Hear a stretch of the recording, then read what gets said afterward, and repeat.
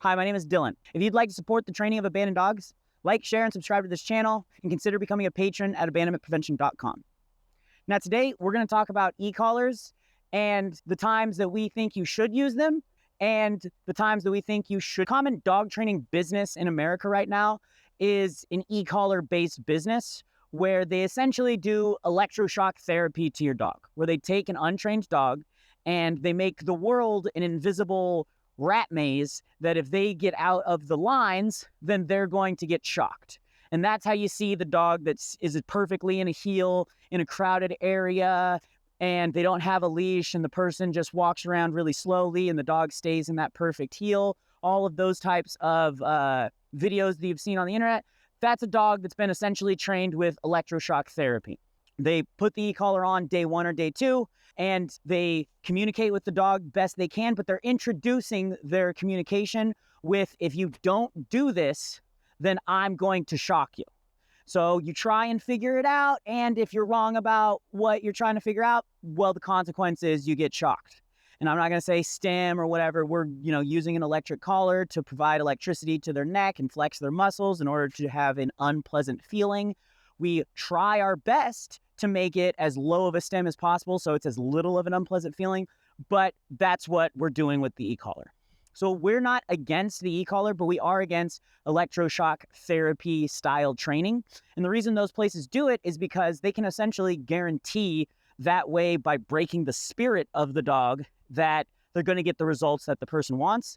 And their argument, kind of, if you're going to be real about it, is, well, this person that's coming to us to train their dog just has no idea what they're doing, has no idea what they're talking about. And in order for that person to control this dog, they just need to shock them anytime they do anything wrong or bad. And there's some trainers that are better at it than most, but I have been employed and trained by those types of programs, and they're making their decisions based on the easy turnaround time of, hey, yes, we can get a dog to stop reacting if we just shock them hard enough.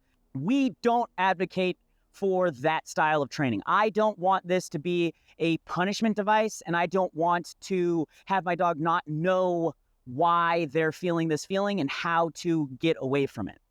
Furthermore, I'm not going to use this tool when I'm teaching sit, down, heel, anything that I can teach with just, positive reinforcement, visual communication, proper motivation. The ways that you actually train a dog, we're going to train our dog. But the things that we have no ability to control better and enforce better than a, invisible line, which is what this is, we're going to use. So the off command and the come command, I am going to use the e-collar, especially with dogs that without it just wouldn't be safe to put in XYZ scenario, where if they know that they are not actually going to have the accountability of having a leash and being able to, force them to make the right decision if we absolutely needed, we're going to want to use this kind of tool, because the alternative is the dog just isn't allowed in these sorts of environments. If I say off and my dog knows that I don't have a leash connected, so they're not going to off because they don't want to, they're smart enough to figure out what they're in, this reinforces it and teaches them that, hey, no matter what, if I tell you to leave something alone, you need to leave it alone. Same thing with a come. Hey, come to me. Hey, I don't really want to come to you right now. I'm checking out this tree. This is a really cool tree. I don't want to. I'm going to ignore you. I don't want that to be a negative experience. I don't want to come up to my dog and punish them and tell them they're a bad dog or anything like that. I want to, okay, I have the tool. I make sure that it's a positive experience and they're just getting their physical correction just like I would with a leash pop on the leash. It's just in a situation that a leash doesn't really make sense. We're out on a trail. Don's running around, having a fun time. He's been trained and off leash, so he knows to stay, within a 50-foot circle of me without really having to be corrected. But if he gets distracted, he gets a smell or something, I call him over or I tell him to leave that thing alone, and he maybe doesn't have the impulse control yet, and he's going to weigh out those options on if he wants to do it or not. I need to be able to enforce it. Now, once we talk about enforcing it, there's the way that your brain makes the most sense on what you should do. And then there's the way that you actually want to do it to not have your dog think that you are punishing your dog, because it's real low chance that your dog is going to think that this is a good feeling or neutral feeling. They're going to think, how do I avoid this feeling in the future? So if I say, off, and then press the button to reinforce like I would with a leash pop, or if I say come and then I press the button to enforce the come like I would with a leash pop, then I'm going to teach the dog that I am doing this unpleasant feeling to them, and we don't want to do that. We want them to think that this unpleasant feeling is happening, and then dad is guiding me away from this. So while I want to have my dog have the opportunity to avoid the feeling by listening before they have the chance to do that, that's not how we introduce, and that's not how we teach this type of tool correctly. What we want to do is we want to press the button, then say the command, and then when they listen to the command, we release, and that teaches them that dad is guiding me away from this feeling. If I listen to dad, then this feeling doesn't happen. And then once they learn that process, then we can go to the secondary of I say it, and then the thing happens, they listen, I release, they go, okay, dad was warning me about this thing that's going to happen. I listen to him quicker, and I don't feel this feeling. We really don't want to have our dogs think that we are the controller of the feeling. We want them to think that we are protecting them from the feeling, because if they feel like we are punishing them with this device, then they are going to have a negative association with it and not want to come to us, not want to engage with us. They're going to want to avoid us because we're harming them. We're making them feel pain, and they're not going to want to engage with the thing that is making them feel pain. That's why if you punish your dog for going to the bathroom in the house or chewing something up or anything, you're just enforcing you shouldn't come to me, because you don't know if you did something that's going to have a painful experience, negative association with me. My dog doesn't trust me. My dog doesn't engage with me. That's what's going on. And on that subject, if you ask yourself, okay, well, why can these electroshock therapy trainers not get that response? Well, it's because they're using it 100% of the time.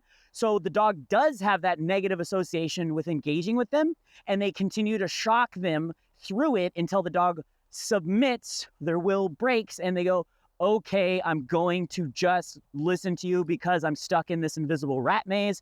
And if I don't, the alternative is getting shocked. They don't actually want to engage with this person. They're scared of this person, but this person, if they don't engage with them, is going to shock them. They don't want to be shocked, so they'll submit to that person. I don't want to do that. I don't think it's the most ethical way to control a dog. I don't think that it's a healthy relationship with your dog. I want my dogs to have 100% freedom to be themselves and to experience life and have the most fun. That's why I got a dog. That's why I train dogs. But I do believe that you need an e-collar to give your dog the absolute best life they can. I need to know that Don has all of the tools on him necessary, that if another person was walking by, he wouldn't approach them, because that's not okay. That's not a responsible thing that an off-leash dog should do in this setting. So I need to have the communication and the tools. I need to have him understand that if I ask him to heel, he's going to heel me, he's going to ignore everybody else around,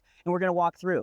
And if he is 50 feet away when I notice this person, I need to know that he's going to come to me at that moment, go into a heel so we can walk past that person, and I don't have to go, I'm sorry, my dog doesn't usually do that. If I don't have the tools, then he's going to make those mistakes, and it's going to be a hard situation that's just going to fall all over itself because we didn't set our dog up for success. And while we have rules, we were unable to enforce. The result happened, and now our dog has an unclear rule set because we allowed things to happen that we shouldn't have allowed to happen.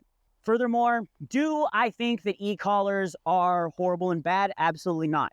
I use them to have my dog live a better lifestyle. If we go to a dog park and I have a dog that maybe gets a little too excited and I need to calm down, I train them on an e-collar to, hey, when you feel this feeling, disengage with that dog, come to me.